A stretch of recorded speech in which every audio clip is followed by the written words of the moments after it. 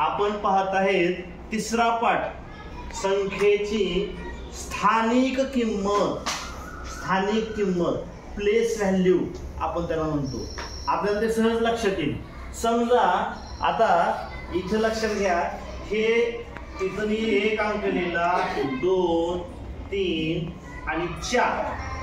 तर ही संख्या काय तयार होईल?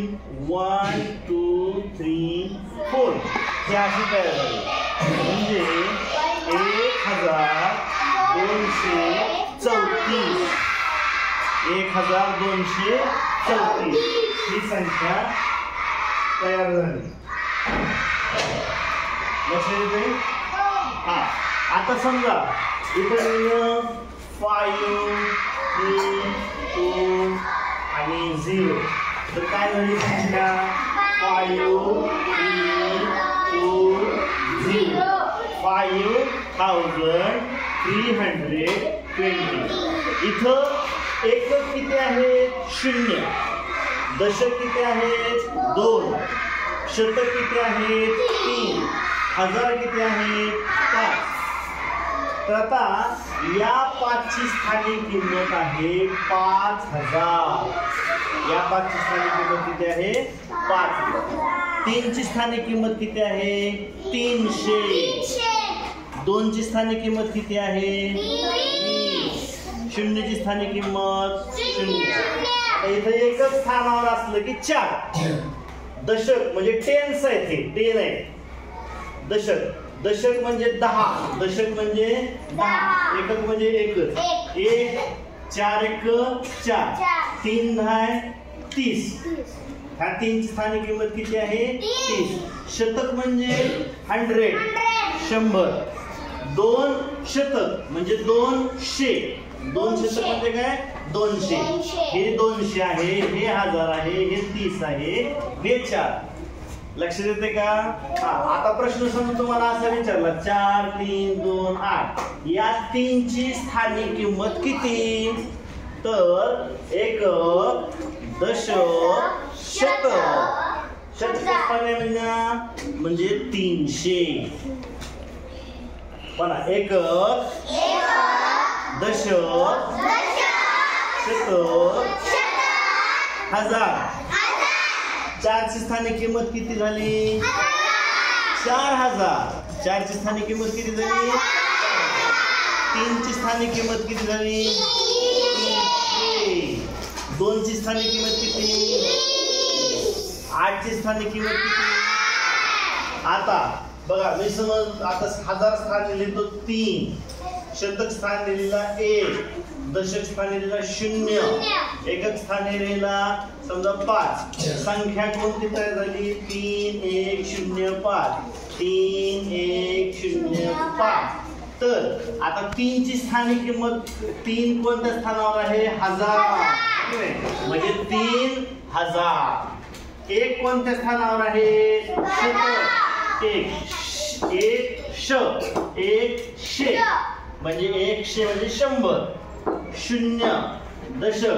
0 म्हणजे 0. दशक म्हटल्यावर 0 दशक म्हणजे 0. आणि 5 एकक म्हणजे 5. लक्षात येते का?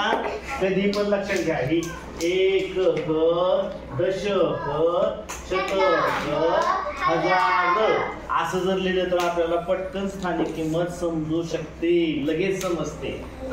आता त्याच्यावर स्वाध्याय कसा आहे तो बघा. या संख्येची 5ची स्थानिक किंमत किती? 5ची स्थानिक किंमत, 5ची स्थानिक किंमत कोणत्या स्थानावर आहे? हे आहे एकक, दशक, शतक, स्थानावर. शतक स्थान हे स्थानिक. स्थानिक म्हणजे स्थानावर. 5ची स्थानिक किंमत किती झाली? 500. स्थान कोणतं आहे? शतक. स्थान कोणतं आहे? शतक. 5ची किंमत किती? 500. आता तुम्ही स्थान वगैरे हे ते सगळं विसरून जा. आपल्याला फक्त आता लक्षात घ्या. आता हे 3ची स्थानिक किंमत 3. या 4ची स्थानिक किंमत किती आली? मग या 4ची स्थानिक किंमत किती? दशक स्थानी आहे म्हणजे 40. स्थानिक किंमत किती आहे? 40. या 3ची स्थानिक किंमत किती आहे? 300. बरोबर. आता या संख्येतील 3 या अंकाच्या स्थानिक किमतीतील फरक किती? आता हे 2 आहेत, 3 इथे एक 3 आहे, इथे एक 3 आहे. या 3 ची स्थानिक किंमत किती आहे? 300. या 3 ची स्थानिक किंमत किती आहे? 3. मग फरक म्हणलं की वजाबाकी करायची. फरक म्हणल्यावर काय करायचं? वजाबाकी. मग 300 मधून 3 गेले, 300 मधून 3 गेले, किती उरले? इथं 3 ला केलं 2, इथं केलं 10, तरी पण इकडे जात नाही. इथं पुन्हा 10, इथं केलं 9, 10 तनं 3 गेले 7, 9 9, 2 2, 297 यांची वजाबाकी. यांचा फरक आला 297. आपल्याला वजाबाकी सुद्धा चांगल्या प्रकारची करता यायला पाहिजे. आता या संख्येतील 4 या अंकाच्या स्थानिक किमतीची 4 व 9, 4 आणि 9 यांची स्थानिक किमतीची बेरीज किती? आता स्थानिक किमतीची बेरीज करायची आपल्याला. बरोबर आहे? काय करायचं आहे? स्थानिक किमतीची बेरीज. आता 4 ची स्थानिक किंमत किती आली? 400. करेक्ट. 9 ची स्थानिक किंमत किती आहे? यांची बेरीज किती आली? मग 409. किती आली बेरीज? बघा किती सोपं आहे की नाही? लक्ष देते का? सोपं आहे एकदम.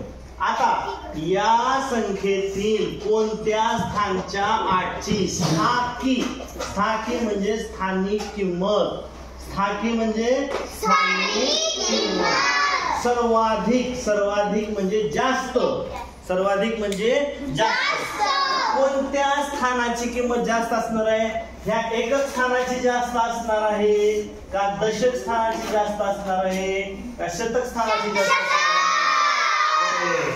शतक स्थानाची किंमत सर्वाधिक आहे. लक्षात आलं? आता या संख्येतील सर्व अंकाच्या स्थानिक किमतीची बेरीज किती? आता सर्व अंकाची म्हणजे 9 ची स्थानिक किंमत किती? 900. 3 ची स्थानिक किंमत किती? 30. आणि 4 ची स्थानिक किंमत किती? ह्यांची बेरीज तीच संख्या येते. 4 3 934.